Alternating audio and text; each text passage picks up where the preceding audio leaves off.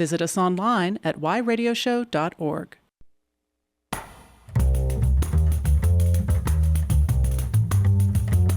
Hi, I'm Jack Russell Weinstein, host of Why, philosophical discussions about everyday life. Today we are asking, how is it that ordinary people can commit such overwhelming evil? Our guest is Elizabeth Minnich. Racism makes us stupid. This is a slogan I've been repeating to my students for as long as I can remember. I use it to illustrate the ways in which everyone is a victim of bigotry, even those who practice it.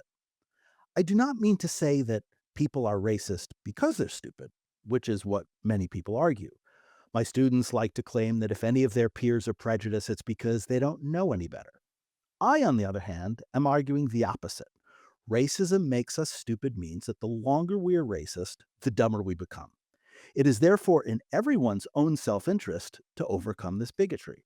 Consider Colin Kaepernick, the NFL quarterback who protested police brutality against African Americans by getting down on one knee during the national anthem before his football games. He was, if you recall, benched and eventually blackballed, ending his professional career.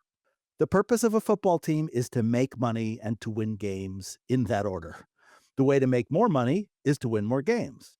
Kaepernick may not have been the best quarterback at the time, but he was surely in the top 20, and revealingly, the 49ers did not win a single game during his exclusion. The team owners and the league lost a lot of money because they were being racist. This was stupid. To take another example, the Gates Foundation estimates that fully incorporating women into the global economy would increase production by $12 trillion over a 5-year period. That's a hefty amount to lose out on, but it's not just money we're throwing away. Marginalizing women makes their knowledge, wisdom, skills, and creativity inaccessible. It slows invention, medical advancement, art, athletic achievement, empathetic understanding, love. We're all stupider because of sexism. Of course, it's more than that. Prejudices are built on lies, and maintaining them necessitates more lies. Supporting these require even more. The powers that wrongly imagine they benefit from oppression use propaganda, force, exploitation, and social pressure to maintain these deceptions, codifying delusions in our collective consciousness.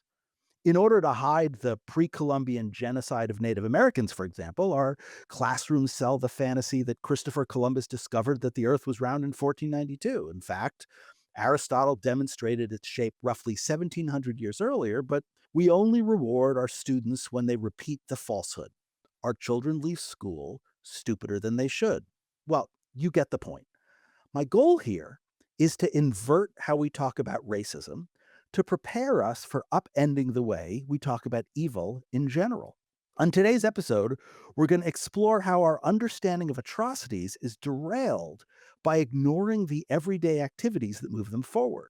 Mundane behavior snowballs into unstoppable avalanches that crush people and souls. Notice that my examples of stupefying prejudice were all systems, not individual actions. The NFL owners were not mustache-twirling villains maniacally cackling because they were sticking it to that, quote, damn N-word. They were deliberating under the pressure of branding and global contracts. They were strategizing in the face of public backlash. One of the reasons why the NFL ostracized their protesting players while the NBA did not is because 45% of basketball viewers are Black and only about 14% of football fans are. Context matters. I'm not suggesting that the football team owners were victims either. They knew what they were doing. Their participation was more subtle, more bureaucratic, more banal than we like to pretend. This is what we're going to talk about today. The ways in which the banality of evil shapes our worst behaviors and the way that the evil of banality excuses them. These phrases are not mine. The banality of evil is a descriptor coined by the philosopher Hannah Arendt in 1963 as she was reporting about Nazi atrocities. The evil of banality is a play on those words from our guest, who was also a Arendt student. She uses it to illustrate that even our attempts to avoid caricaturing evil are themselves subject to caricature. We'll get to all of this during the show. What I'm hoping to do now is help us make the leap from concrete examples we are comfortable with to the larger historical events that hold what might be called a mythological place in our culture. We're going to be talking about genocide and personal culpability. This is hard. It's unpleasant. It makes us vulnerable. When faced with great evils, many of us get defensive. We feel accused. We insist that we would never do that and lash out, accusing those who question us of being rude or delusional. We shut the conversation down. This is the wrong move. In order to figure out whether we would do, in fact, that, we have to ask why they, in fact, did that. Why did the Germans exterminate so many people? How could the Hutus manage such inhumane brutalities? How could they all do that? And by extension, might we? This is how our guest frames her inquiry. These are all questions we have to ask because ignorance is not a balm for the wounds of the past. Ignorance, of course, is a close relative of stupidity, which is what I've been suggesting we should avoid, along with evil, that is. Racism makes us stupid. Preventing racism and evil makes us all one step closer to good. And now our guest. Elizabeth Minnich is a distinguished fellow at the Association of American Colleges and Universities.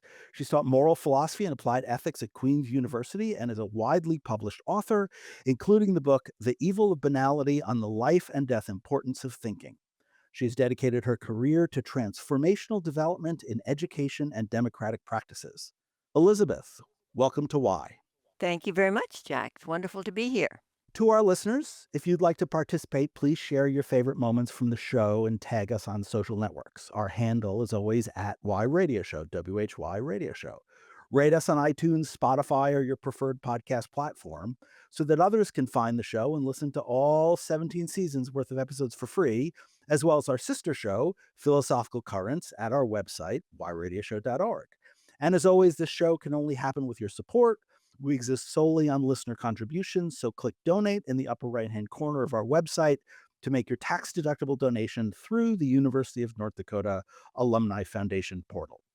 I want to start with what might be a silly question, but during our email exchanges, I told you that I was enjoying your book, and you jokingly teased me in response. You said that while you get a lot of positive feedback, very few people claim to enjoy it. My question is, why is this such an uncommon reaction? What's at the heart of this cognitive dissonance?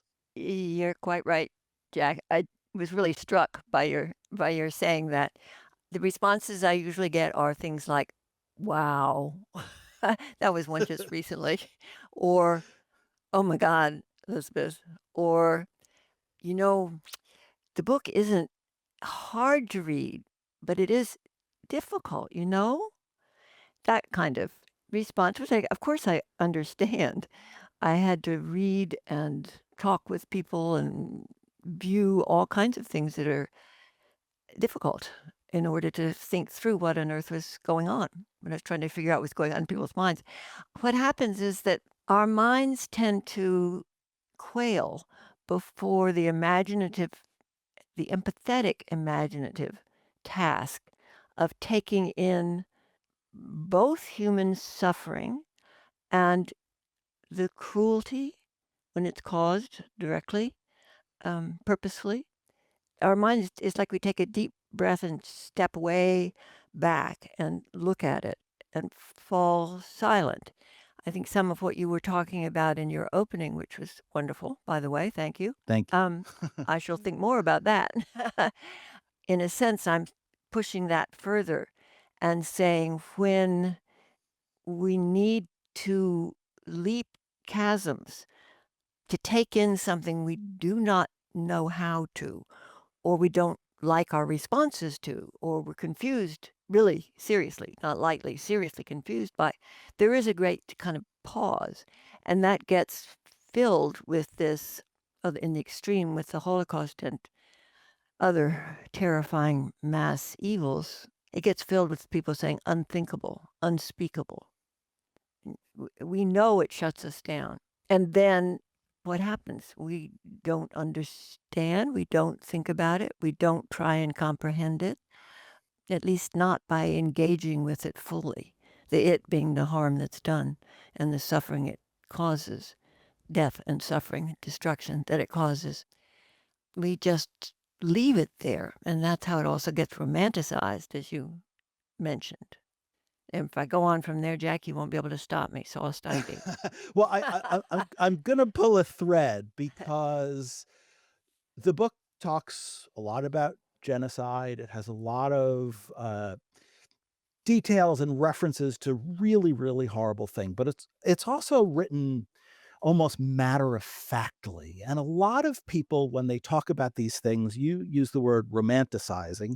I would suggest people take the violence and make it pornographic. They make it Mhm. titillating, and their job is to overly shock and elicit this intuitive emotional response. You avoid that. How do you do that? How do you talk about, how do you think about the great horrors of humanity without making it pornographic, without making it overly romanticized? Thinking isn't life activity, as is moving, as is acting, as is sort of being out and about with people, socializing. But thinking and acting are fundamental life activities, activities of life. Human being, which is a gerund, a noun that's a verb. We are active creatures. And there is pleasure, if it hasn't been distorted as so often it has been by unfortunate schooling and experiences, so forth. It's like we try and shut it down in schools. That's another long topic. But when people are just thinking like kids asking questions, when they're growing up, it's pleasurable, as is movement. When one can move, it is pleasurable to move. So there is something about being profoundly interested in what you're trying to understand or what you're encountering, what you just bumped into that startled you back into thinking. That's a nice moment in some ways. Odd, I know. People are always telling me I think too much, and I regularly say, for what? For whom? For whom am I thinking too much? Not for me. This is me being alive.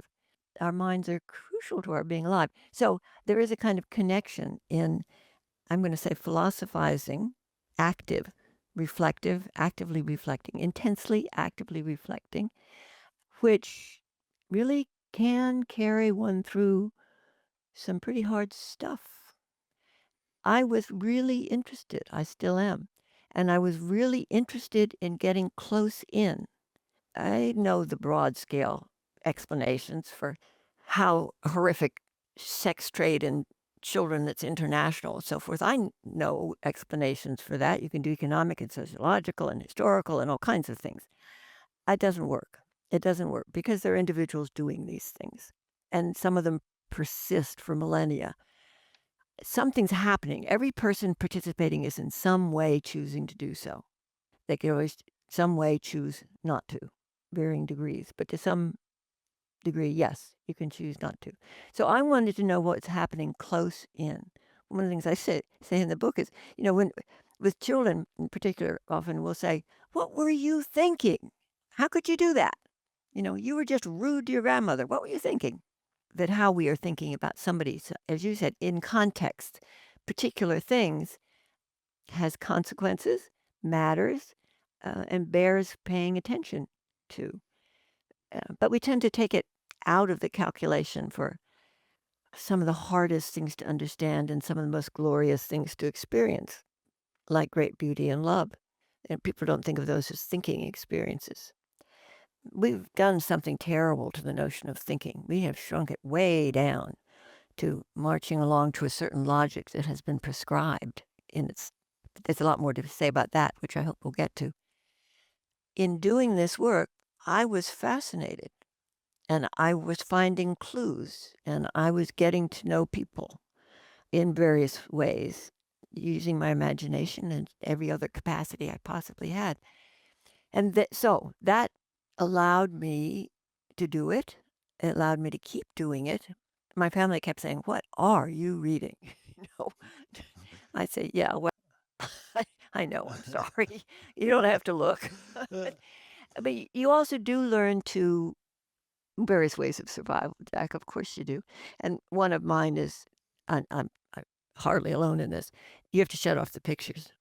You can do a lot more when you're thinking about really hard things like cruelty and suffering, so forth, if you shut off the pictures without forgetting, but shutting off the pictures. So there are various things that you could do. And when I sat down to write, I guess I was just trying to tell people what I was thinking about. And that's pretty straightforward stuff. I wasn't building great theories. I wasn't working amongst other people's great theories, which is a wonderful thing to do, both of those.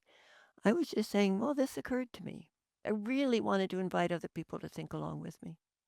There's thematic contrast between what you're describing and one of the claims in the book. And you're talking about the pleasure of the craft and philosophizing and telling people what you think. And of course, one of the reasons why I could enjoy the book is that I too, as a philosopher, was looking at the craft and imagining the Mhm. conversation I was going to have with you and all of that sort of stuff. But in the book, you talk about thoughtlessness, the literally not thinking about whatever. What do you mean by thoughtlessness, and how does it connect to this question of why would people do that, and why do people contribute to evil? What does thoughtlessness mean, and how does it help us understand the questions and, of course, the answers? That is a excellent and a huge question. Uh, a- My specialty. and I know. It's part of the breed, isn't it? Just say, what did you ask? Say, what the meaning of life? How about that? Okay. I love these big questions. Thoughtlessness has as much of a range, of course, as thinking does. And as we know, thinking is simultaneously a term for sort of everything our brain, mind do together and has very specific meanings. And I tend to use it with a rather specific one too. So at times in the book, I'll capitalize, the thinking that's everything, and then there's a smaller t and so forth, in order to help with that. These are vast kind of horizontal terms because there's so much about us that they cover. So thoughtlessness is that kind of range. But let me be more specific. I could go back to when I learned how to dissect fetal pigs in the 10th grade, which was not something I chose to do. I thought this was pretty horrifying. Actually, I can it smelled understand bad why. too. Ooh, God, smelled bad too. And my lab partner was gleefully into it, so that was really bad. Nasty little experience there. And one of the things that I learned was I had to just shut my mind down. I had to not think what I was doing. I had to not imagine, not certainly not empathize with the poor dead fetal pig. I had to go into I had to think scientifically, not, I'll say, sort of more holistically about what I was doing. And that's a given in life. Surgeons, when I was we did a statewide medical ethics project in North Carolina a bunch of years ago. And surgeons said to me regularly versions of that they were always told, don't take it home with you. You have to learn not to think about this. You go in and you do, as you said, your craft, you do your skill, you do your job. While you're doing it, don't think about it. Think within it. I've come to call those sorts of enclosures of thought too. You can get within an enclosure of thought and pay no attention anymore to what that thinking may be serving, may be doing, may be accompanying in your actions. So thoughtlessness goes all the way from what we mentioned earlier, that's saying, don't be so thoughtless, which means take your grandmother into account. You know, don't shut your mind off. You're just being selfish. You're closed in. You've shut her out. Think about her. Be open to her. Thinking, as Socrates said, things us awake and slows everything down. It clears the ground. It helps us be in touch with the world, with words, with other people, because it blows down the blockers that we have, the categories we already have. Oh, that's a tree. I needn't look at it. I know what trees are. Oh, that's a such and such person. I needn't be kind to them because I know who they are already. You were saying makes us stupid. It makes us not even apprehend often. Prejudice means prejudgment, right? We've already judged, so we don't need to think. We've got categories, plunk, people are in the categories. It's as if we put a bell jar over them, and we're no longer able to be, that's why we do it, or why our society, the people who taught us that, taught us that to keep us from thinking, from being in touch. Thinking knocks that down. We have to have categories. I have to know that's a tree. I might do something stupid like trying to eat it, I don't chew trees, so I need to know what it is. Where would we be without our categories? But they can take on, they're kind of filters, and they can keep us out of touch with reality and the expressions that the claim on our attention, as Hannah Arendt put it, that everything that is has simply by being. And John Dewey talks about interest in learning from all the contexts of life is the essential moral interest. I love that. That's the last line of Democracy in Education. Interest in learning, not knowing already. So thinking opens us up. Thoughtlessness is a retreat from that. Multiple modes, but it's a retreat and a denial. I'm not even going to think about that. And then we can do all kinds of things. And one of the lines in the book, as you know, is people who are not thinking are capable of anything. That was one of my hardest moments when I came up on that. There are a handful of very powerful sentences that I had to stop, reflect on, catch my breath even. And we've been talking abstractly thoughtlessness regarding what, enclosures of thought protecting us from what. So when we get back from the break, we're going to talk about that what? We're going to talk about evil. And I will ask you about one of the fundamental distinctions in your book, extensive and intensive evil. But before that, we're going to take a break. You're listening to Elizabeth Minnich and Jack Russell Weinstein on Why Philosophical Discussions About Everyday Life. We'll be back right after this.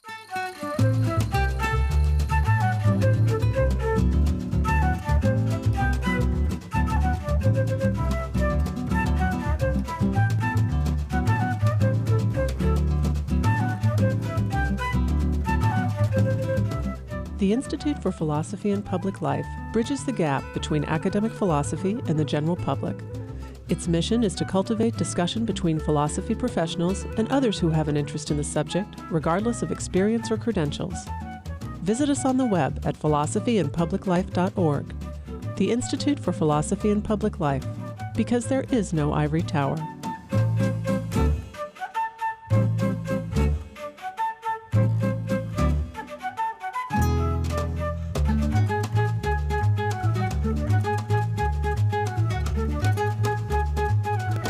We are back.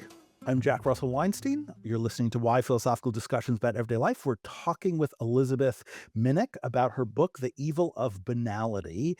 And we've been talking about the thoughtlessness that accompanies certain behaviors, both because you just don't need to think about them and because sometimes you have to shut down in order to engage in a particular activity. And of course, this can be of use and it can be a danger. It can be of use. I have, I've had thousands of students and I've graded tens of thousands of papers. And when I give an A or a C or an F in a paper, I don't ask myself, how is this going to affect the future of this student, right? I very narrowly define my task. But then if a student comes to me and talks to me and says, I'm preoccupied because my parent passed away, or this happened, or I don't understand, or something like that, then all of a sudden I have this jarring experience of moving from the abstract individual who's indistinguishable from everyone else to the real person and the real student. And that can be abused, and that can lead us to thinking all Asian people are indistinguishable, all gay people are indistinguishable, all women are usable for sex work, right? These great horrors that are very hard to grab a hold of. And Elizabeth, one of the tools you give us is this distinction between intensive evil, which is more individualistic, and extensive evil, which is more systemic. What's the difference between those two things, and why is this distinction so important? I think it is keystone in many ways to the book. I mean, you never know when you've done a book whether it's keystone to you, but isn't to anybody else. So Right. uh, people do think for themselves, thank goodness.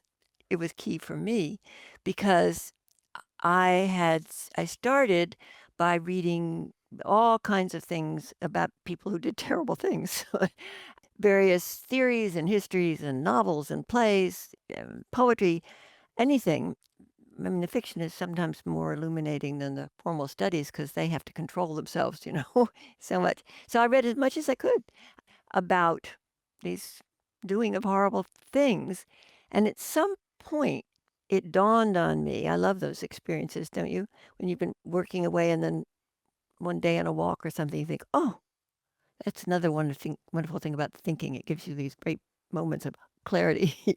I suddenly thought there is just a radical difference between horrible things, the evils, the acts.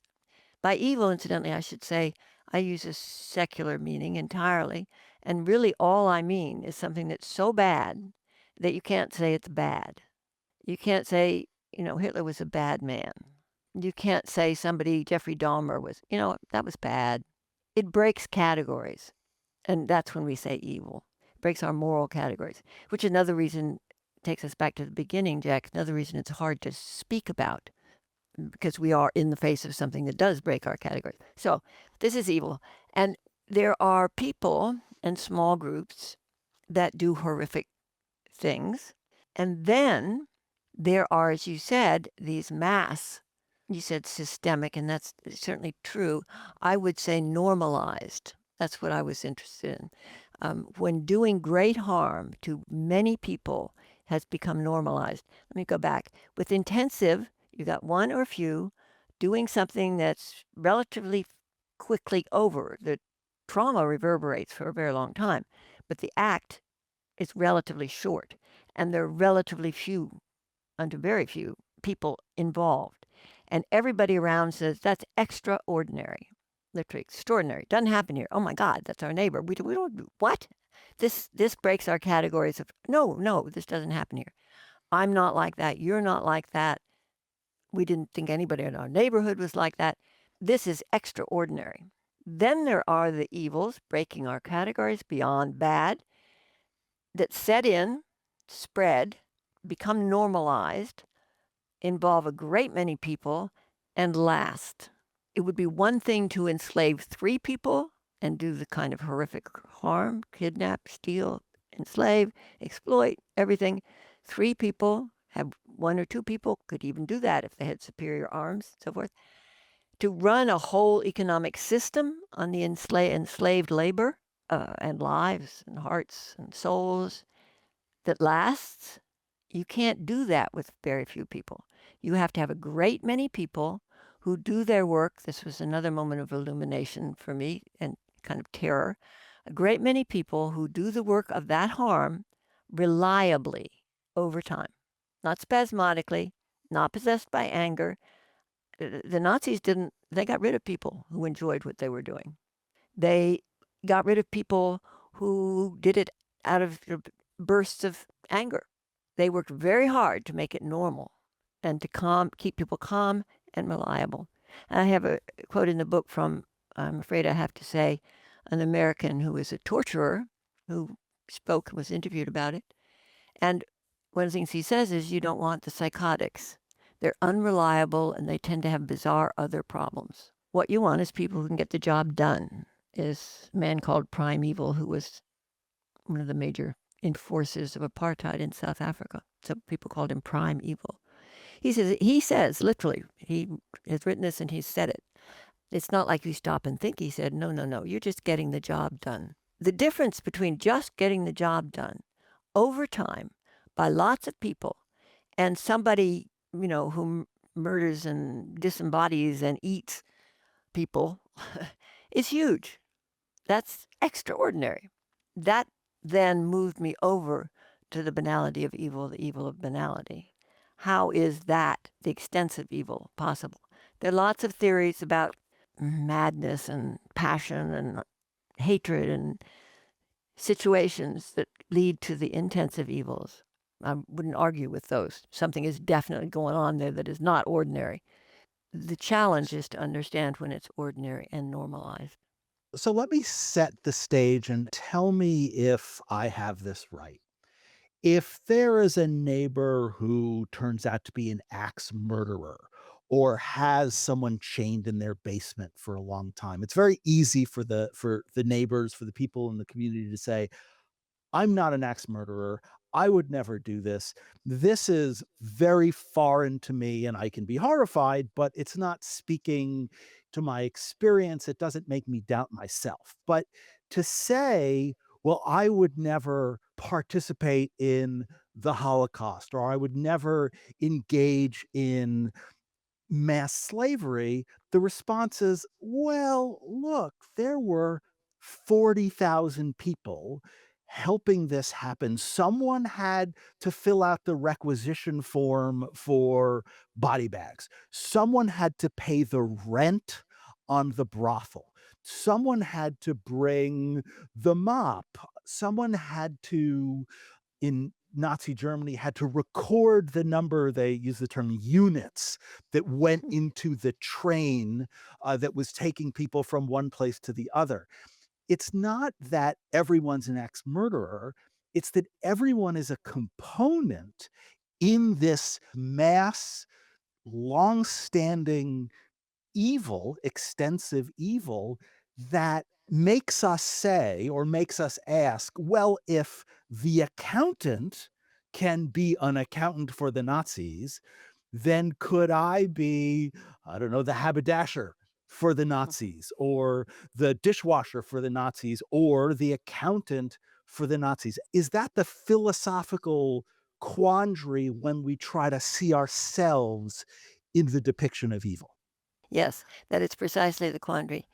Because our notion, because that's always too broad stroke, because our notion of evil, sort of, in the vicinity of our notion of evil has been romanticized. It is built around the intensive evil, the doers of intensive evil. We want a moral equivalency between the deed and the doer, which perfectly understandable. If the deed, even if what you're doing is participating in a small role, but that's what you're doing, and you know what you're doing, I mean, you do know what's happening, which people like to say they didn't. That does not stand up. People did know, and certainly the people who were actively doing it, and most of the people around actually knew too. So if you are participating in the doing of it, our imaginations, as you were just saying very well, stop because we know we're not monsters. Because we have this notion of evil that is over the top, breaks our categories, et cetera, I can't do evil. Or maybe I have a belief in some kind of sin or that we all have, an id that can break loose and make us do terrible things. Sometimes people like to say that, but that's not what we're talking about because the kind of things people are doing are calm and routinized. And as you were saying, I mean, with enslavement, it's the same thing. Shipbuilders and people made the shackles, and people brought food, and people did a variety of things, sailed the boats and everything. All kinds of things have to be done to keep these things going. That just does not work with our notion of evil, which by definition, as it has developed, is precisely not ordinary, routinized, banal, conventional, normalized, but it just can't be evil. By definition, it can't be evil. But then what are we to call these things? These massive harms. Each one has to have its own separate name. I notice in the painful discussion about Gaza that it was very important, has been very important for people to say it's genocide. And I find myself thinking it has been declared now, so it's genocide. And I found myself thinking that's because we have that word that speaks for that level of harm against people. We don't have many such categories. Genocide, as you know, was made up. Raphael Lemkin made it up and wore everybody out trying to get people to use the term when he said this is not the same as murdering people, murdering a whole people, removing a whole people from the face of the earth. That's something different. And he came up with genocide. We don't have a lot of such words. People didn't want it when he offered one. Um, so we really lack, I think, adequate, I'm going to say moral because you rightly keep raising this question, absolutely rightly, necessary. the individual participation. We kind of have to erase that when we get to the mass, to the extensive evils. And then we don't know what to do with our moral theories, our moral categories, or even our names for what's happening, even historically. We need to comprehend this. It has happened. It's happening now. It will happen again. And we can't keep trying to think about it as if there is moral equivalency. Every single one of those people that does genocide, participates in genocide, participates in enslavement, as she said, and rape, which is a never-ending phenomenon across every culture and millennium. We can't just let these things go as if they had no individuals acting as individuals in them. And we are terrified, you said at the beginning rightly, of beginning to think about that very much because it means choice. One of the things I should say with Mary McCarthy, who was a very good friend of Hannah Arendt's, said to Hannah one time, in part of a conversation, and they were talking about the position that I was forced to do harm. They made me do it, that one. And Mary McCarthy said, if somebody puts a gun in my hand and then puts a gun against my head and says, you will kill your best friend or I will kill you, and I kill my best friend, I can say I was forced. But Mary McCarthy said, I think it's truer to say I was tempted. That's very powerful, and it touches on a long-standing conversation in philosophy about what it means to be free, about Thomas Hobbes, the first modern political philosopher, argues that you're free as long as you're not tied up, as long as you're not restrained physically from moving, and it forces us to come to terms with our agency in this way. I'm struggling because I have 3 things on the agenda that I wanna address at the same time. So I'm gonna tell you them in reverse order. I'm gonna have to ask you about Hannah Arendt, The Banality of Evil, and your variation of it, so that's gonna be number 3. Number 2, I wanna ask you about the word genocide and other words because while they're very important words, they also allow us to shut down. This is genocide. I don't have to think about it anymore. I could just call it that. I don't have to Yeah. imagine the suffering. I just know it's wrong, so let's just get it out of the way.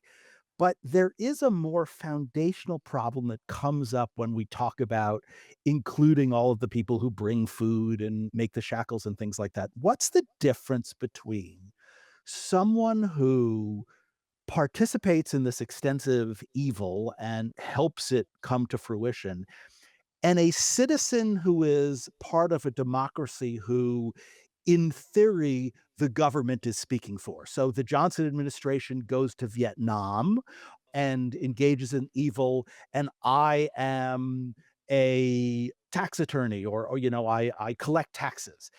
Am I complicit in the same way? How do we navigate the conceptual distinction between being part of a democratic process in which the government speaks in our name and being a participant in an extensive evil that relies on my mundane activities that may not be graphically connected to the activities, but still support and enable the activities?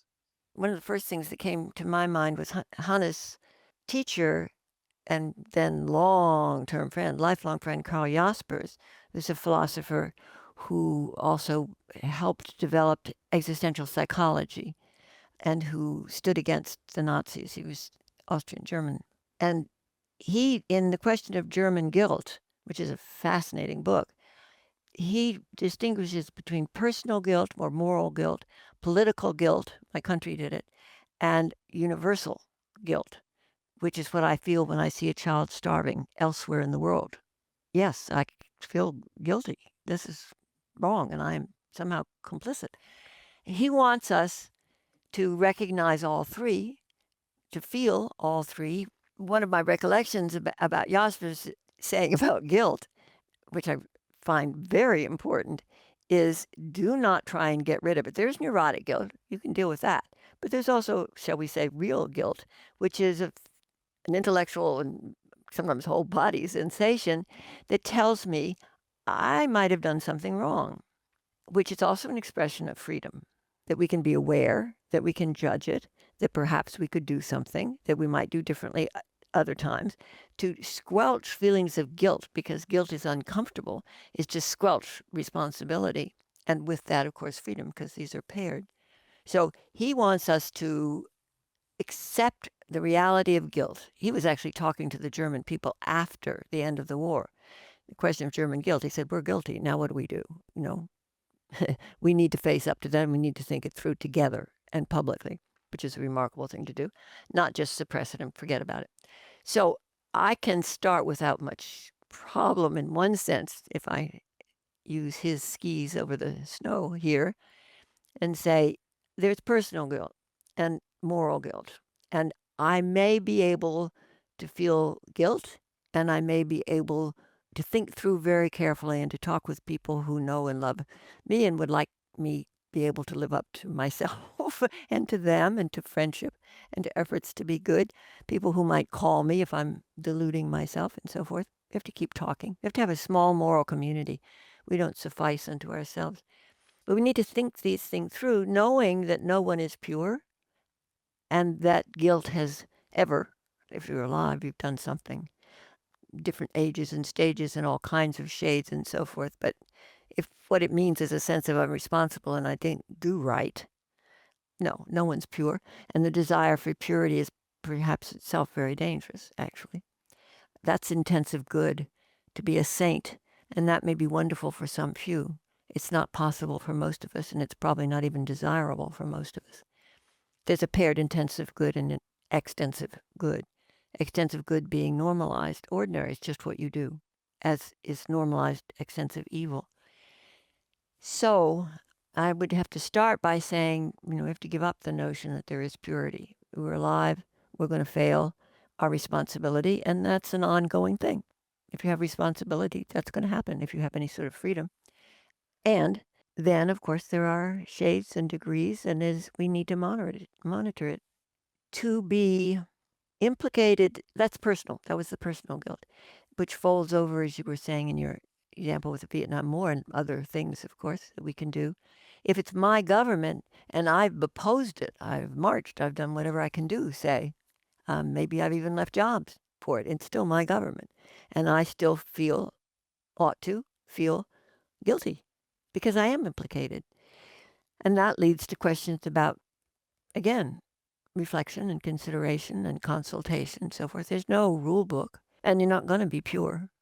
I've paused there because I was suddenly thinking about how many of us variously, different times. I never yielded to this temptation, but I certainly know people who did, which is to sort of leave society and try and found your own where you could be pure, perhaps. It doesn't always end well. Quite the contrary, often enough. We're complicated, implicated creatures, always in interaction in different ways. Our obligation is to keep thinking about it, to keep trying to stay in touch with it, to make judgments, evaluative judgments, to see if we can act on them, and to do pretty much the best we can. The people I found who were extensively good, the single most characteristic line when asked about themselves and what they did was just, well, what else was I to do?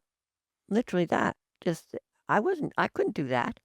I wasn't going to close the door in the face of the refugees. I wasn't going to. And often enough, that carried over to, no, I can't keep this job. There were people who left big law firms that decided to actually pay bribes to the Trump administration when threatened. People left.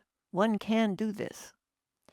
So there are arrays of reaction. I can't possibly make it simple except by saying it isn't simple. That's the importance of thinking, remaining attentive, and staying in communication with a moral, variously political communities, and knowing that the universal guilt that we suffer from, if we actually do, some people don't, that too is a reminder that we are connected to other people, even people we don't know around the globe. That's not something to shut down. These are calls to pay attention, to think. This complexity is something that philosophers and many people are very comfortable with, and other folks are not comfortable with. And if I understand you right, part of what you're saying is it's unavoidable. So the slogan, if you're not part of the solution, you're part of the problem. That's true. It's not the whole truth and it's not guilt in every sense of the word, but it's true and we have to recognize it. If I say, I have a sandwich, I'm eating a sandwich, so a person is starving because they don't have that sandwich, that's true. It doesn't make me guilty in the same way, and it's very complicated, but it's true. And so part of what is so interesting about this and part of what's so compelling about the book is that what it's insisting is that we reflect on the truth of things, even if we aren't making it black and white, and even if we're not making this guilt and purity simplistic, right? That these are the hardest questions and they're going to have the most complex answers. And that leads me to that middle question that I said I was going to ask, which is how do we avoid using the familiar categories and words to shut down the conversation? So at the beginning of the semester, I'm teaching a philosophy education class this semester. And I asked the students, I can't remember on the first day how I phrased the question, but I asked them about whether they were taught morality in school. And they said, they all raised, they all answered basically the same. We were taught do unto others as you would have them do unto you, the golden rule. And I responded by saying, I don't believe you because you all talk about your friends behind their back and people steal boyfriends and girlfriends and people cheat. And it's such a shorthand to say, I abide by the golden rule, that it allows people to participate in the conversation on the face of it, but check out. Alan Bloom, in a comment in the 1987 book, The Closing of the American Mind, which is not always a great book, he writes that Hitler was the worst thing to ever happen to college ethics classes because if you asked a college student, give me an example of evil, they would just say Hitler and they wouldn't have to think about it. And there's an element of truth to that. So how do we control for these words, these characters, these habits that allow us to participate in the conversation as if we're being thoughtful, but in fact, it's a way from protecting us and cultivating our thoughtlessness. Does Mhm. that question make sense? A perfect sense. It's crucial um, to the book. So once again, Jack, the the perfect reader, be- because you brought so much to it. Of course, so many people do. Incidentally, it really, I get wonderful things from people that pass on to me what they've been thinking. Um, in any case, I will note, of course, that with Hitler, that's the monster again, right? That's Right. Um, and I will note as an aside that when I ask in the beginning of moral philosophy class, one of my questions, the opening class is what makes something moral? And I usually get silence. And then I say, okay, what makes something immoral? Sex, they say. I say, oh, all of it? Those poor people. I feel bad for them if that's their answer. Isn't that interesting? Well, when then I ask a whole lot more questions. What about that? What makes it a matter of immorality? And they say, well, that's what people say. There are all these things that you're not supposed to do and you're not supposed to do. And they put in stealing boyfriends and girlfriends and other friends and so forth in there too. But they have categories right away. Exactly. I found the same thing. And one of the most important things that we do is just keep talking about, well, what does that mean? And what would that ask of you? And at one point I asked them, would it be immoral to mow your grass early in the morning and disturb your neighbor? Is that what that means? So we get a whole lot of examples and work them through. Now, which is why I like very much what you're doing. And I would say that let me do two things with that. One is use the category that I mentioned earlier, enclosures of thought, prejudices being large in there, categories that we use kind of like well-worn coins. We just hand them back and forth, as you were just giving good examples of. That question, this is the answer. That person, this is what that person is, not who, what. those are categories that lock us in. We talked about that before. They're also framings of meaning. The intensive evil being the framing for the meaning of evil, such that we can't speak well about extensive evils. We're going to go to people like Hitler and monsters, and we're not going to comprehend it again. We enclose.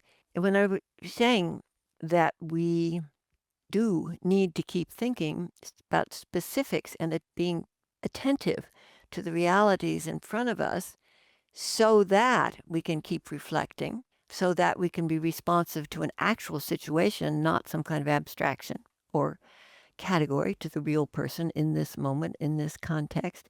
That means that we have to step out of an enclosure of thought. Class, get your example of the students and where all of a sudden somebody becomes an individual.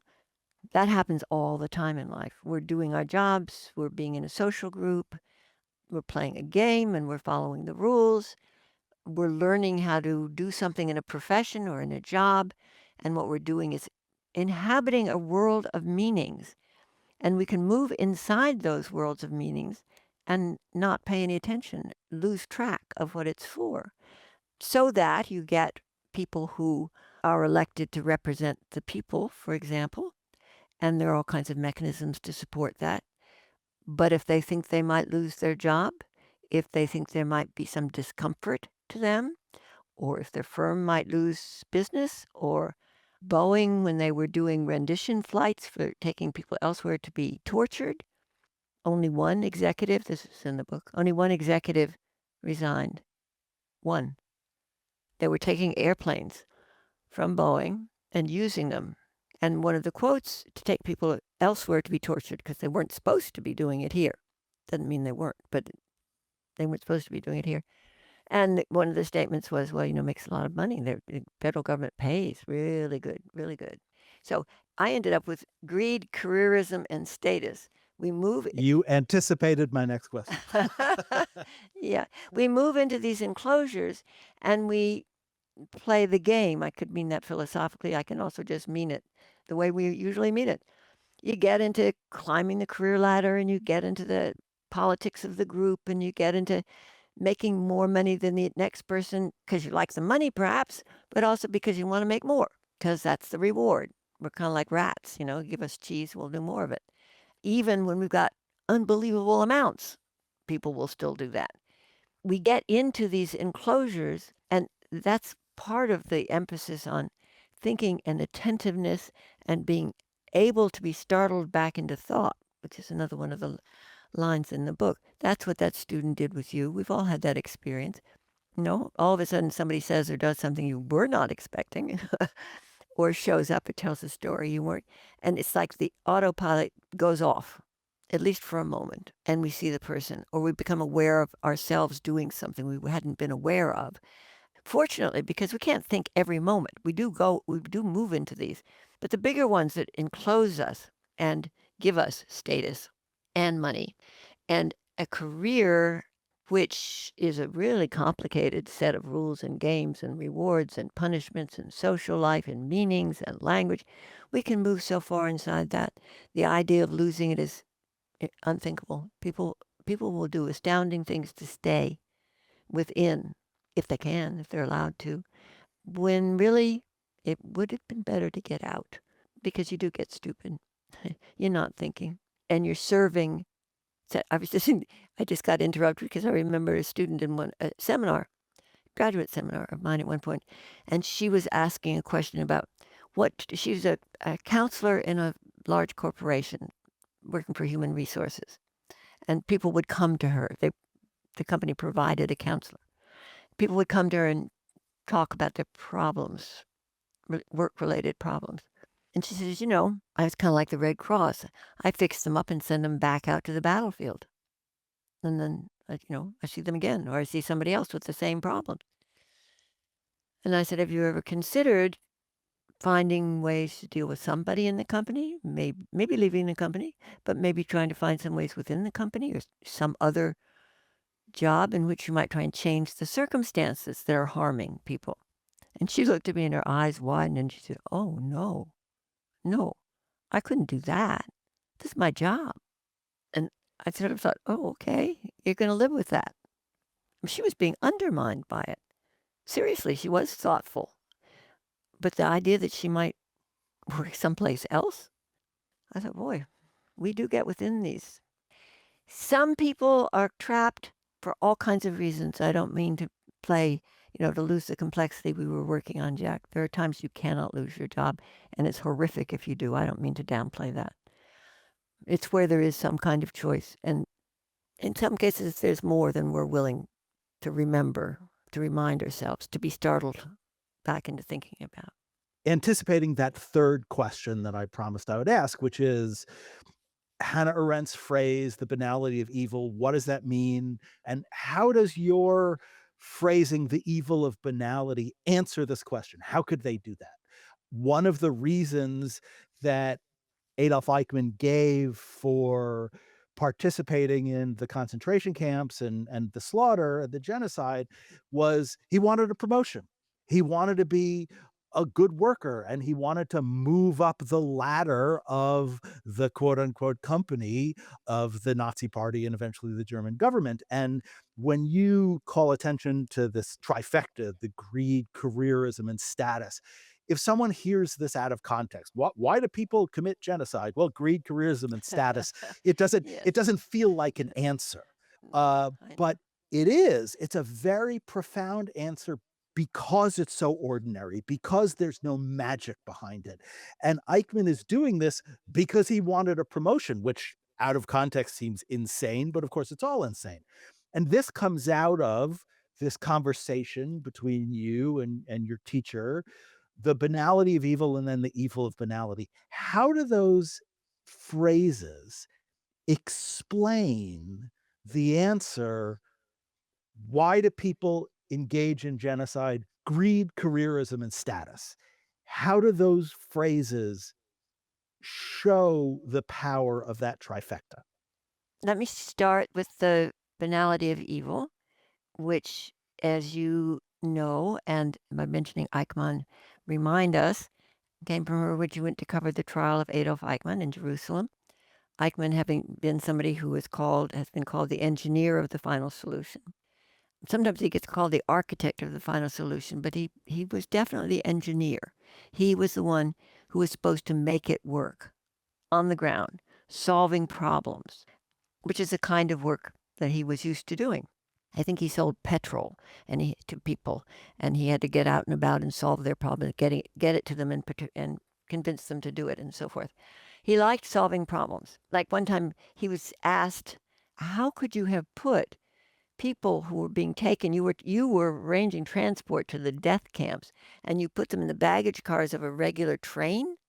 And he said, well, I had room. I mean, he was just, well, what are you asking me?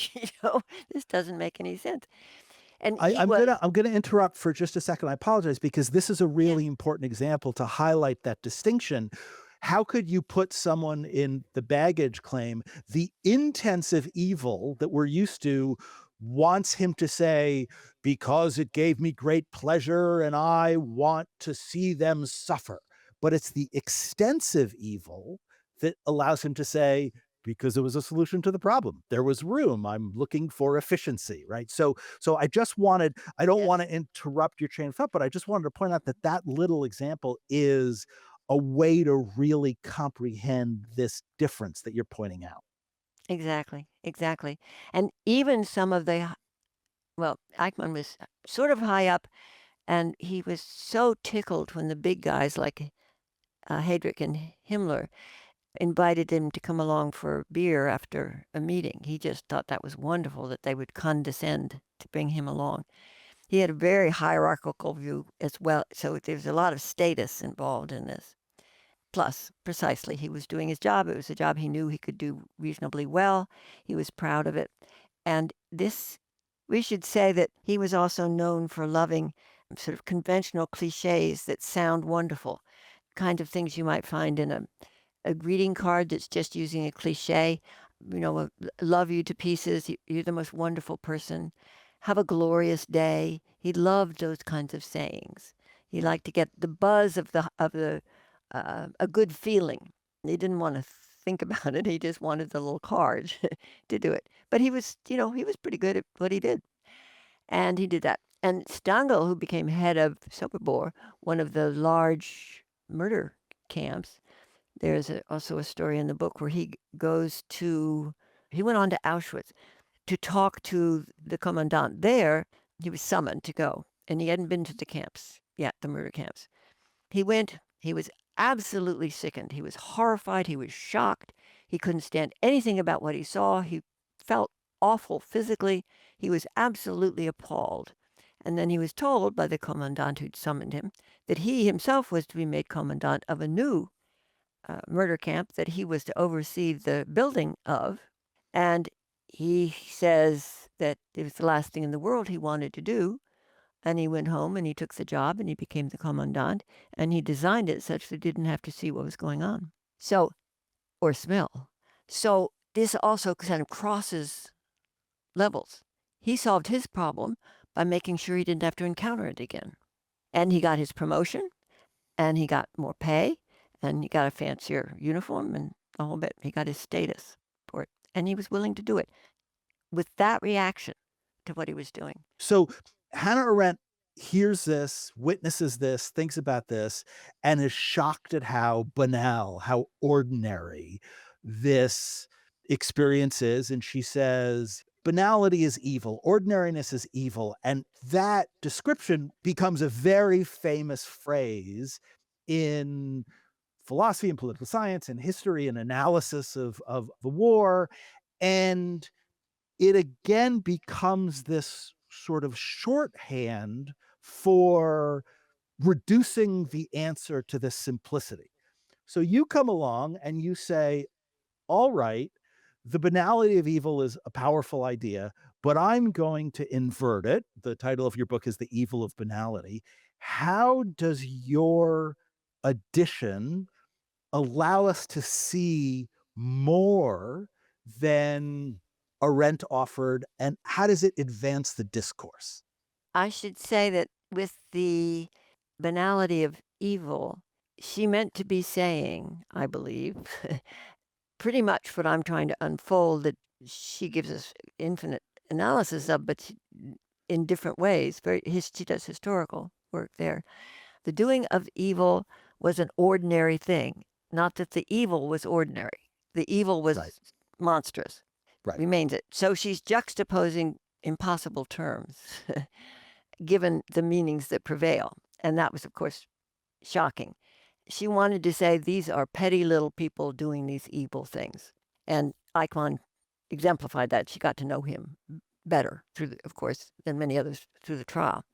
And what she said about him specifically was his only outstanding characteristic was an extraordinary thoughtlessness and a perhaps equally extraordinary interest in advancing his own career. That part doesn't get quoted, which I was struck by. She has a lot, there are these seeds in there. And when I was sitting, I was her teaching assistant, and she used to take me with her when she was talking about this then very controversial book. And I would sit in the back and listen to these quite virulent attacks on her at that point, which is another topic. Of course, people were outraged. They thought she was saying the evil was banal. No, the evil was evil. The people who did it were banal. And banality had taken it. I'll get to that with the evil of banality. It was confusing to people for obvious reasons, because those words, given intensive meanings, the dramatic ones, you can't put it together with banality. They contradict each other. So if you're saying that evil is banal, you're saying it doesn't matter, it's ordinary, it's commonplace. Evil. You don't say that about that kind of harm. And people were still hurting a lot. It was still are quite close to the end of the war. So of course they were upset, and they couldn't hear what she was saying. She was out there willing to talk with people. She did a lot of that. I went to a lot of those discussions. At one point, it dawned on me, sitting there in the back safely, that if she had said the evil of banality, people might have been able to hear and listen longer, because that actually can be thought through. The evil of banality. Well, what does that mean? How can banality be evil? What does banality have to do with evil? We're focused on banality then. the meaning of, instead of on evil. I know it is and is not a kind of game playing that happens when we reverse phrases, but I wanted to figure out what about banality enables evil. What is the connection to evil? And I'm perfectly willing to pair them, but I am pairing them. I needed to think through what banality does to enable it. And that's what this whole work is about. She certainly has things to say about that as one studies what she says about thinking in particular. But the full exploration of non-Eichmann banality remained to be done, or so it seemed to me, because again, part of what happened with our categories, as we keep coming back to, is people will now adduce Eichmann, Hitler and Eichmann, and now we're done with banality. No, actually not. One of the things people would say to Hannah regularly, well, we're all Eichmanns, or we're all little Eichmanns, that infamous thing that got said not too terribly long ago. We're all little Eichmanns. Hannah made her furious. She said, we are not. She said, I'm not. You're not. Many of us are not. He was, in fact, extreme. So she did not want the meaning of banality locked into this planning of enabling of this monstrous act of enabling, being an engineer of genocide, to be something that sort of anybody could do. He does exemplify banality. He was extreme. However, the other thing about extensive evil that has to be said is, I'm going to say those who are doing their jobs from higher up, making things happen, making the big decisions and so forth, they still couldn't do it without us. With extensive evils, you have to make it normal, you have to make it ordinary, because they can't do it without us. There aren't enough of them. Monstrous or not, there aren't enough of them. Extraordinary thing about extensive evils is that they can pair with something like, mass organizing. They call for it. They can't be stopped by singular acts either. They have to be stopped by people refusing to do it in our numbers. One of the things you said, Jack, that I think they sort of sent me off into thinking about other things. I just completed a book called What Does It Mean to Be Human? And in that one of the things that's kind of an extension of some of this, one of the things that I kept finding is you were saying beautifully, which is you tell a lie, like the prejudicial lies with which you started, the stupidities, the big ones, the anti-Semitism in this example. There are many others too. You tell a lie. It's not true. Evidence contradicts it. People know that. Experience contradicts it all the time. You tell a lie, and then as it begins to be sort of built into ordinary life, you have to make it true. Like we can enslave these people because they're closer to the animals. They really aren't rational. They can't really learn anything. They're not quite human, barely human. So it's okay. It may even be good for them. Okay, that's what God said. That was the justification. We can do this. But then they made learning to read a capital crime. Now, if people were really that stupid, they couldn't learn to read.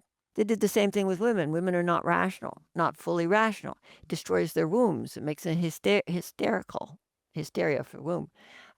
We can't give them education.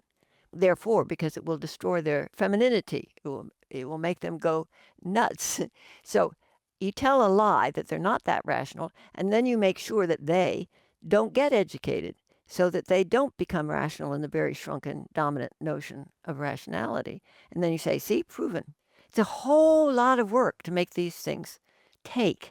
You have to change meanings, minds, memes, all kinds of ways of behavior, and enclose people in their circles of thought from small to large in order to keep making true what is not.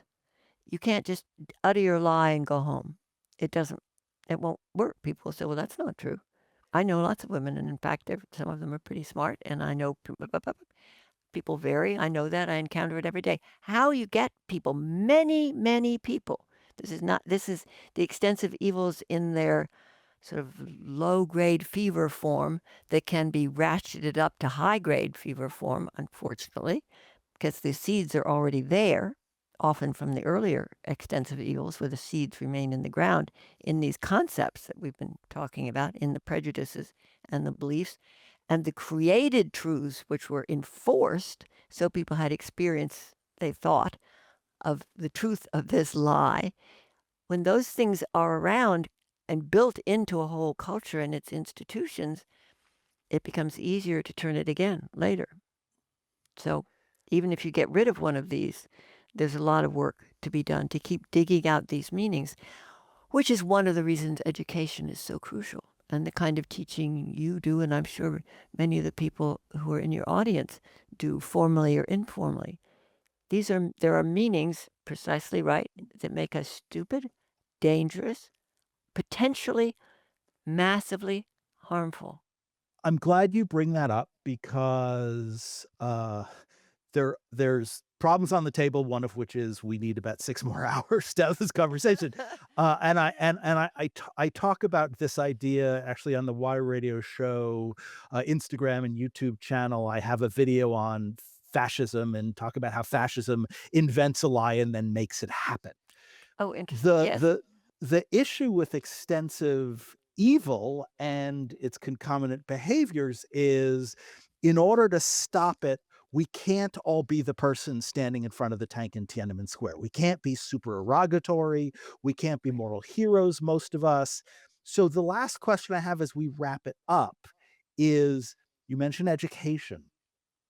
Obviously, given what we were talking about, the most obvious answer is how do you respond to all this? Be thoughtful rather than thoughtless. But that doesn't take us where we want to go. As a sort of closing thought, how do we in our ordinary lives respond and counter the ordinariness that enables the extensive evils? What can we do that isn't the equivalent of standing in front of the tank, um, assuming that absolute purity of purpose?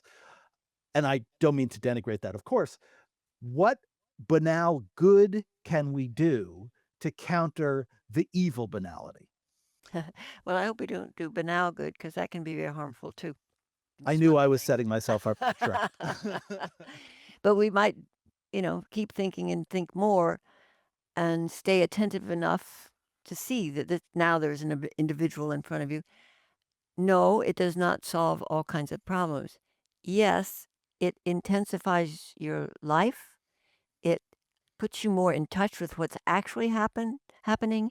It cracks open enclosures of thought, yours and potentially others if you're talking to them variously and are good at that, which can take practice, as we know.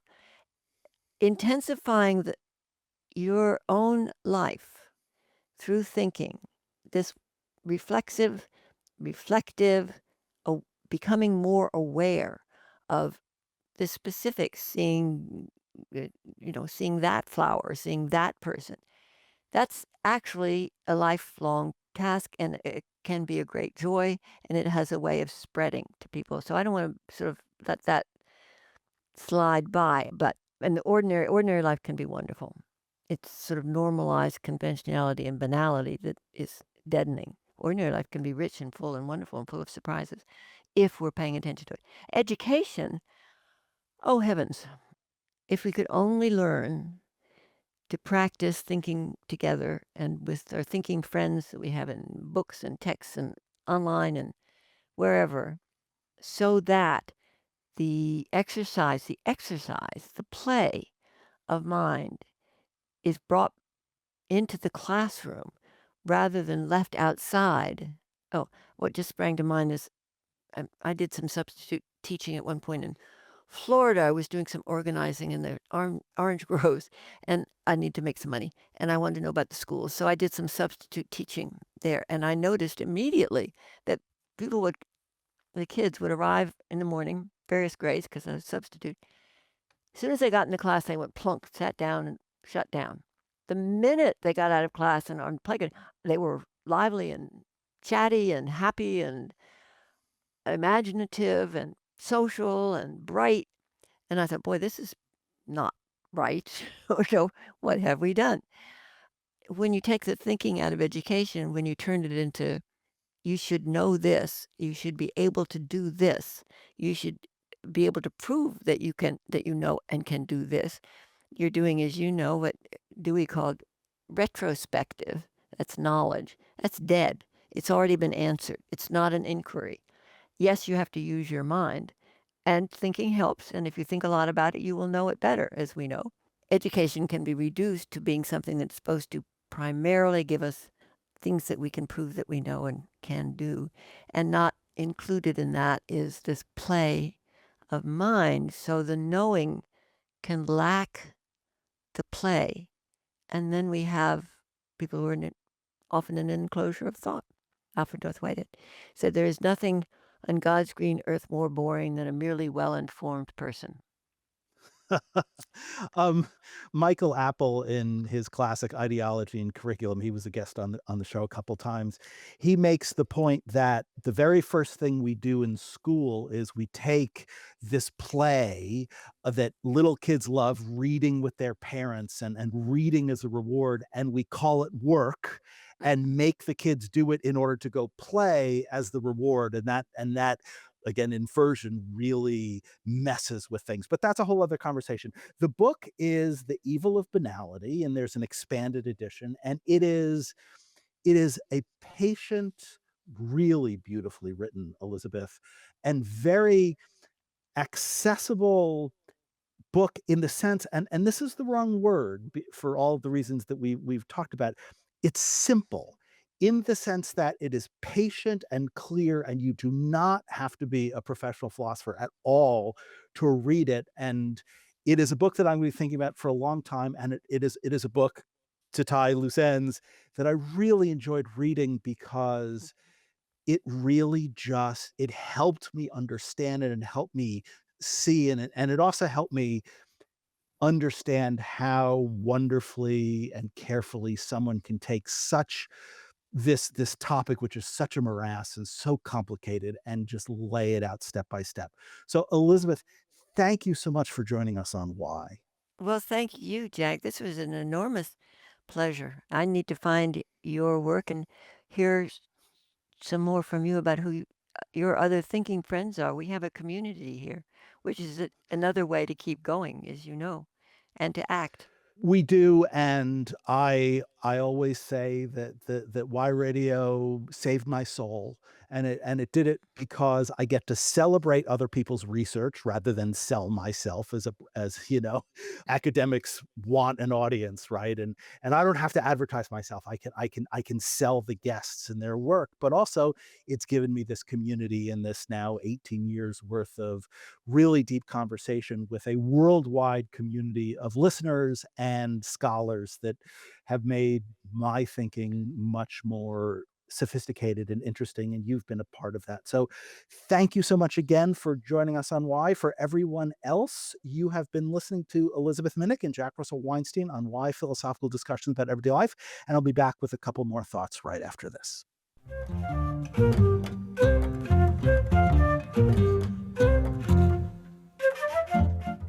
Visit IPPL's blog, PQED, Philosophical Questions Every Day, for more philosophical discussions of everyday life. Comment on the entries and share your points of view with an ever-growing community of professional and amateur philosophers. You can access the blog and view more information on our schedule, our broadcasts, and the Y Radio store at www.philosophyandpubliclife.org.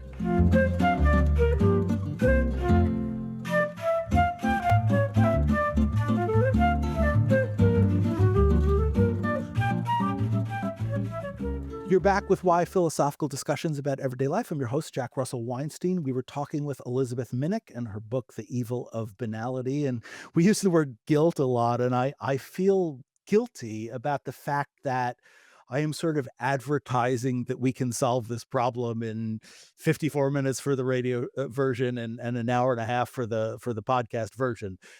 We can't even begin to seriously articulate the solution to the great evils of humankind in such a short period. Nevertheless, Elizabeth has got us started. this notion of distinguishing between types of evil, this notion between being thoughtful and thoughtless, this idea that we need to look at greed and careerism and status as opposed to evil and magic and the grand narrative of life. We're not going to get the full explanations of the universe. What we need is a handhold. What we need is a crevice to get ourselves in, to start a lifelong process of reflection and discussion with each other. How did the Nazis do what they did? How does genocide happen? How is slavery and sex trafficking? How are the great extensive evils enacted by people who contribute just a small part? This is something that we are all going to have to reflect on for a long time. And as was alluded to and discussed throughout our conversation, it's a discussion that has to happen in a community. It's something we have to do with our friends, with our children, with our neighbors, with our radio hosts and listeners. What does it mean to participate in or to resist the great evils of humankind? The answer is not in the large, abstract, magical, powerful myths of society. The answer is in our day-to-day experiences and our need for promotion and for advancement and for money, greed, careerism, status, thoughtlessness. That is the foundation that we have to undermine, and we have to use those things for the best aspects of humanity, not the worst. With all of that said, if you've been listening to this episode on Sunday evening on Prairie Public, please know that a longer version with almost 45 more minutes of discussion is available online and as a podcast. Visit whyradioshow.org to listen or subscribe for free. For everyone else, please rate us on iTunes and Spotify to help spread the word about the show. Follow us on all the usual social networks. Our handle is, as always, at Why Radio Show, WHY Radio Show. And actually, we have committed anew to our Instagram, so please check that out. And please help us continue broadcasting by making your tax-deductible donation at whyradioshow.org. Click donate in the upper right-hand corner to go to UND Alumni's donation portal. We exist solely on the money you provide. Thank you yet again to Elizabeth Minnich, to the folks at Prairie Public, especially our engineer, Tay Calloway. I'm Jack Russell Weinstein, signing off for Why Radio. Thanks for listening. As always, it's an honor to be with you.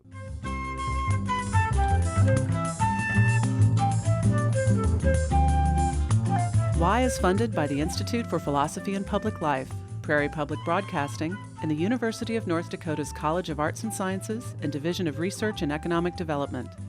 The music is written and performed by Mark Weinstein and can be found on his album Louis E. Soul. For more of his music, visit jazzfluteweinstein.com or myspace.com/Mark Weinstein. Philosophy is everywhere you make it, and we hope we've inspired you with our discussion today. Remember, as we say at the Institute, there is no ivory tower.